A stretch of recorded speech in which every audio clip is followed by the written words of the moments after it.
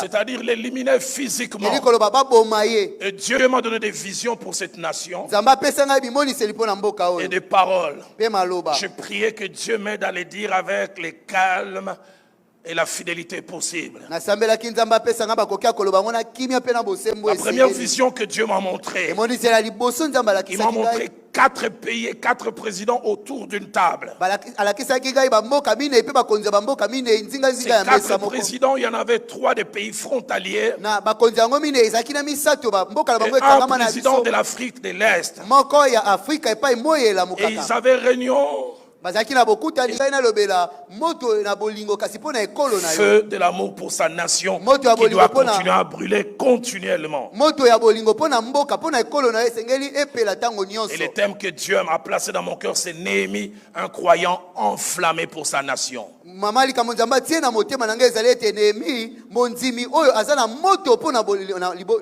de laisser ce texte nous parler, je voudrais partager quelques visions et quelques paroles que Dieu m'a données. Et par mon appel, je suis pasteur. Et de par mon fonctionnement, je suis apôtre. Mais de temps en temps, Dieu m'impose de jouer le rôle de prophète. J'aime pas parce que c'est un rôle ingrat. Mais j'aime pas aussi, surtout à cause de tout ce que des fois ça rapporte comme tir, ça rapporte comme réaction. Et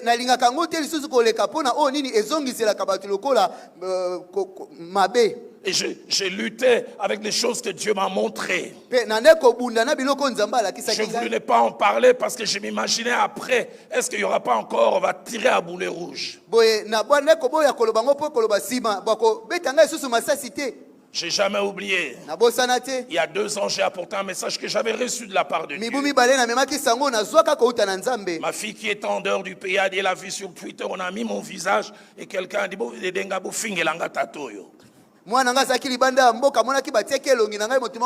insultez-moi ces messieurs. La plupart des fois quand je vais jouer le rôle de prophète, j'ai mal à la fois pour mon épouse, pour mes filles, mes beaux-fils, mes petits-fils, mais un peu aussi pour ma mère. Un jour, le reste, elle m'a appelé et dit, oh là, on était là. De mon pays, de mon pays. Il y a plusieurs prédications dans la Bible. Toi seulement dans mon pays, ça te crée des combats. Dans Jérémie au chapitre 20, versets 8 à 9. Écoutez ce que Jérémie dit, car toutes les fois que je parle, il faut que j'écrie. Que j'écrie à la violence et à l'oppression. Et la parole de l'Éternel est pour moi un sujet d'opprobre et de risée. Et au verset 9, il montre ce qui lui arrive et dit, et si j'ai dit, je ne ferai plus mention de lui. C'est la tentation à cause de tout ce que cela me produit. Je ne parlerai plus en son nom. Il y a dans mon cœur comme un feu dévorant qui est renfermé dans mes os. Et ce que Jérémie dit, c'est ce que je ressens. Je m'enferme de les contenir, je ne les puis.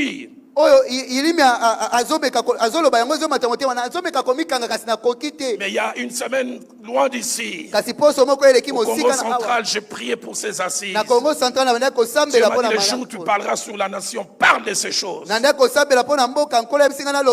m'a dit pour 2 raisons. Il dit, Roland, je fais de toi une bouche parmi plusieurs en cette génération. Il m'a dit, si tu ne le fais pas, je te demanderai des comptes. Et j'aimerais dire à vous qui m'attaquez, je préfère avoir des problèmes avec vous que d'avoir des problèmes avec lui. Mais la deuxième chose qu'il m'a dit, tiré de Jérémie 1, 17, il m'a dit, ne tremble pas devant eux. Et puis il m'a ajouté, si tu trembles, moi je te ferai trembler. Dieu m'a donné des visions pour cette nation et des paroles. Je priais que Dieu m'aide à les dire avec le calme et la fidélité possible. La première vision que Dieu m'a montrée, il m'a montré 4 pays et 4 présidents autour d'une table. Ces 4 présidents, il y en avait 3 des pays frontaliers. Et un président de l'Afrique de l'Est. Et ils avaient réunion. Et sur la table, il y avait un seul point à l'ordre du jour. Il était écrit faire avec le président du Congo ce qu'on a fait à Mouzé Kabila. C'est-à-dire l'éliminer physiquement. Et Dieu m'a dit de vous dire, vous ne réussirez pas. Je viens dire du haut de cette chair. Dieu m'a dit, notre président ne connaîtra pas le sort de Mouzé Kabila. Et Dieu m'a dit de dire à ces 4 présidents, si vous vous entêtez dans cette entreprise, vous seul allez partir avant. À cause de celui qui est invisible mais qui est derrière ces présidents. Je n'ai rien contre Mouzé Kabila. Je n'ai rien contre Mouzé Kabila. Est-ce que l'actuel président est parfait? Non, moi-même je ne le suis pas. Mais il a fait profession de foi. Il a publiquement déclaré son attachement à Dieu. Mais la deuxième chose, et là je dis à mon président avec tout le respect, prenez les précautions que vous pouvez prendre sur le plan humain, sur le plan sécuritaire, mais ayez cette assurance. Personne ne touchera à un cheveu de votre tête. Le Dieu qui vous a gardé des différents complots dont des fois le peuple ne sait pas, il vous gardera encore. Et je priais, je vis là au palais là où il est, une armée d'hommes en col pastoral, le main levé. Tu as une armée d'intercesseurs. Je le crois fermement. La troisième chose que Dieu m'a dit, Dieu m'a dit de déclarer à tous ceux qui ont un plan macabre pour ma nation. Parce qu'il m'a montré 4 grandes puissances autour du Congo comme un gâteau et tenant de grands couteaux. À 4 reprises, j'essaie de couper ces gâteaux, ça ne se coupe pas. Et Dieu m'a dit de vous dire, le Congo ne sera pas le Soudan bis. Je voudrais le déclarer comme un prophète. Ce que vous avez réussi au Soudan, vous ne le réussirez pas ici. Le Congo restera toujours un et indivisible. J'ai une mauvaise nouvelle. Si vous devriez réussir, vous devriez le faire entre 98 et 2003. Vous avez presque réussi. Guadeloupe a été détaché de Kinshasa. Kinshasa a détaché de Goma. Et le Dieu qui tient cette nation. Regardez vous-même. Depuis 60. C'est depuis 1960 que vous avez commencé. Vous n'avez jamais réussi. Et vous ne réussirez jamais. S'il y a quelqu'un qui croit en cela, qui m'aide à dire Amen. La dernière des choses que Dieu m'a dit, il m'a dit de dire aux Congolais que nous sommes, de nous rappeler les paroles d'un certain prophète prononcé le 16 janvier 2018. L'histoire tend à l'oublier, mais moi, son fils dans la foi, je ne l'oublierai jamais. François David Ekofo, saisi par l'esprit, relatant l'histoire d'une partie de la France retirée, pris par les Allemands. Il a dit, même si vous arrivez de retirer quelques centimètres, nos enfants les récupéreront.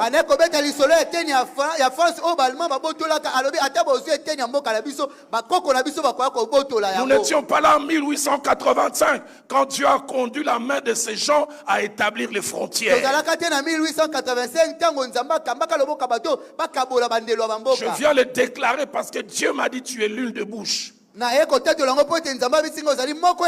pays ne perdra aucun centimètre de sa superficie.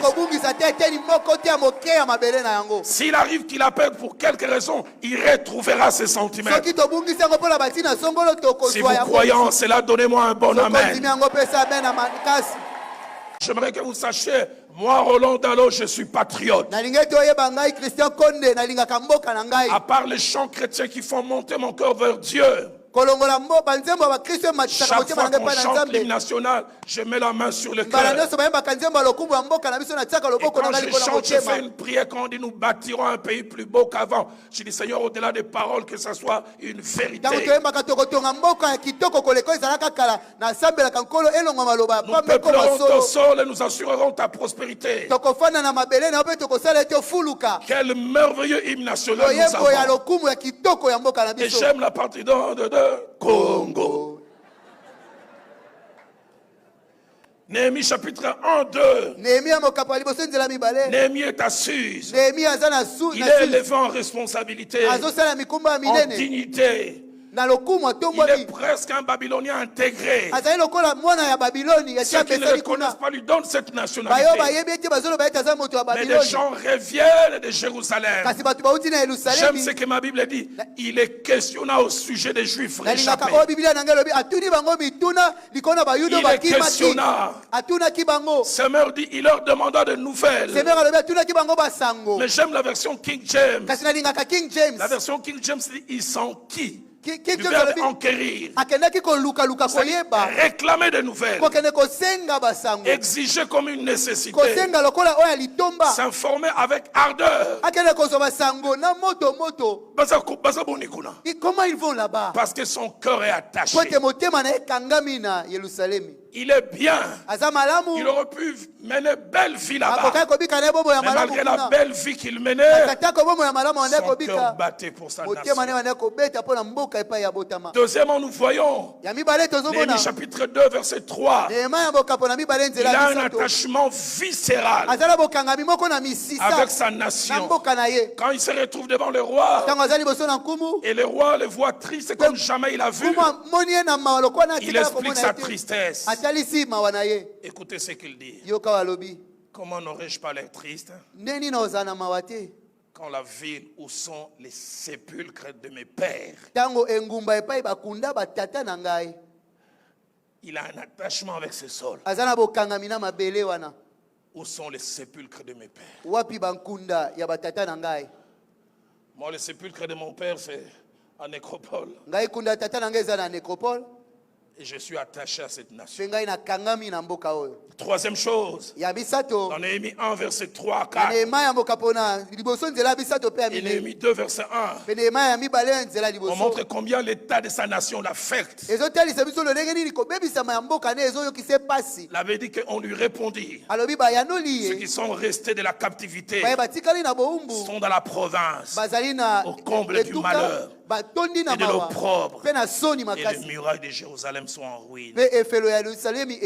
Ses portes sont consumées par le feu. J'aime sa réaction. Seigneur, donne-nous par dizaines, par centaines, par milliers. Lorsque j'entendis cela, je m'assis. Je pleurais et je suis dans le deuil. Il n'est pas dans le deuil à cause de lui. Il est dans le deuil à cause de la nation. Donne-moi quelqu'un qui tient sa Bible, mais quelqu'un qui porte sa nation dans le cœur. Français courant dit, je m'assis pour pleurer. Et cela durant plusieurs jours. La version top dit, je m'assis et je pleurais et je fus dans le deuil pendant plusieurs jours. Quand nous lisons la parole de Dieu, nous voyons plusieurs autres personnes spirituelles mais aussi patriotes. Jonas 1 verset 9. Tout en étant prophète, quand il va pour prophétiser, il se présente, il dit je suis hébreu et je crains Dieu. Il parle de la crainte de Dieu mais il parle aussi de sa nation. Dans Philippiens chapitre 3 verset 5, le grand apôtre Paul n'avait pas honte de dire je suis hébreu, né d'hébreu. Spirituellement attaché à sa nation. Dans Psaume 137, au verset 5, oh, écoutez ce que les Juifs ont dit. Si je t'oublie, Jérusalem, que ma droite m'oublie. Si je t'oublie, moi aussi j'aimerais dire Congo, si je t'oublie, que ma droite m'oublie. La version française qu'on dit si je t'oublie, que ma main se paralyse. Jusqu'on voit l'amour et l'attachement. Ésaïe chapitre 62, verset 1er, il était prophète. Mais il pouvait dire pour l'amour de Sion, je ne me tairai point. Y a-t-il aussi quelqu'un qui peut s'élever en disant pour l'amour de la RDC, je ne me tairai point. Il est possible d'être croyant et patriote. Deuxième chose que Néhémie nous apprend, c'est que l'amour pour son pays n'est pas quelque chose de théorique. Il doit être visible, palpable, pas quelque chose à supposer ou à questionner. Néhémie 1, 2 à 4 nous montre non seulement l'intérêt qu'il avait pour son peuple, et comment même il a pu parler au roi en disant comment puis-je être calme alors que la ville où sont les sépulcres de mes pères est dans terre. Que dire de ces jeunes gens, fils et garçons qui sont au front? Respect. Qui mettent leur corps devant la chair à canon. Que Dieu vous bénisse. Que Dieu vous protège. Que Dieu vous bénisse. Est-ce qu'on peut acclamer pour nos forces armées?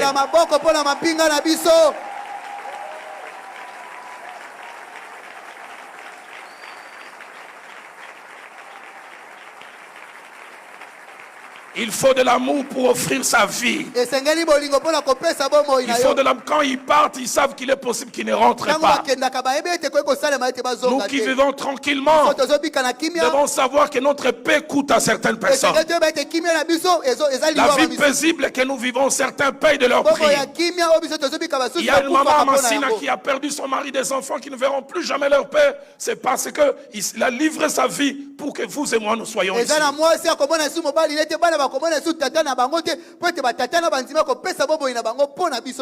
Troisième vérité, avant de tracter qui nous ont attaqués en août 98, on disait ils sont à quelques kilomètres. RFI et tous les autres médias qui aiment souvent amplifier, ils ont dit Kinshasa va tomber. J'étais un aérien, bien je suivais. On parlait des Congolais naïfs. On dit on vient les envahir, ils sont en train de prier. Après ils ont vu que la prière ça marche. J'ai appris qu'en Chili, les civils ont enlevé les armes entre les mains des militaires. Il y a un Dieu au ciel. Et de temps en temps j'aime dire Nzambaza Congolais. Dieu est un Congolais. Mon pays, c'est le pays de Kipavita. Mon pays, c'est le pays de Papa Simon Kimbangu. Mon pays, c'est le pays de Papa Idina Bala. Il y a tellement de promesses sur cette nation, de prophéties. Personne ne peut les arrêter. Tout ce qui peut arriver, c'est ce qu'Abakouk a dit si elle tarde. Vous pouvez faire tarder, mais vous ne pouvez pas faire avorter. Vous pouvez faire tarder, mais vous ne pouvez pas faire avorter. C'est pourquoi j'aimerais dire église, prions. Et ce soir, non seulement nous allons prier, Christian, je te laisse traduire ça en français, Tokosaka. Nous allons aussi prédire. Oh, Tokosaka. Nous allons prédire. Je dirais comme mon confrère Ezui. Nous allons faire des prières en personnel. Mais si vous les retrouvez Zuyo,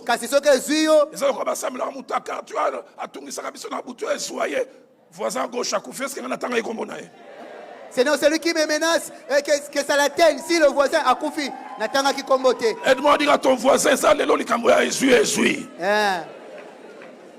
Et quand j'ai cité ces 4 présidents, est-ce que j'ai cité un nom? Mais j'ai dit ce que Dieu m'a dit. Si vous continuez ces réunions, vous partirez avant celui qui vous voulait faire partir. Quand je recevais ce message, Dieu m'a dit, Roland, après ce message, il y aura des fiches sur toi dans 5 pays où on n'a jamais eu de fiches.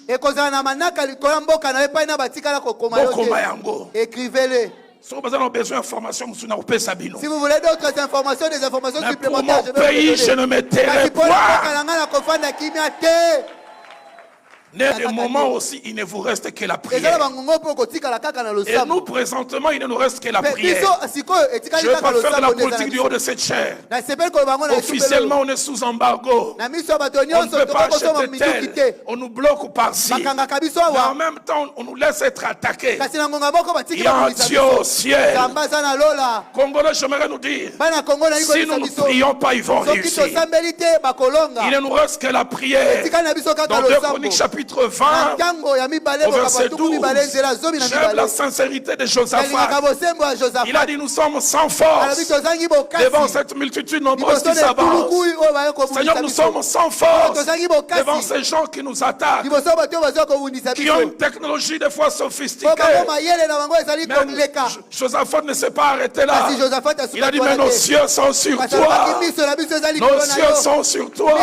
N'hésitez pas à liker la vidéo si elle vous plaît, et si vous êtes nouveau sur la chaîne, n'oubliez pas de vous abonner et d'activer la notification pour ne rater aucune de nos prochaines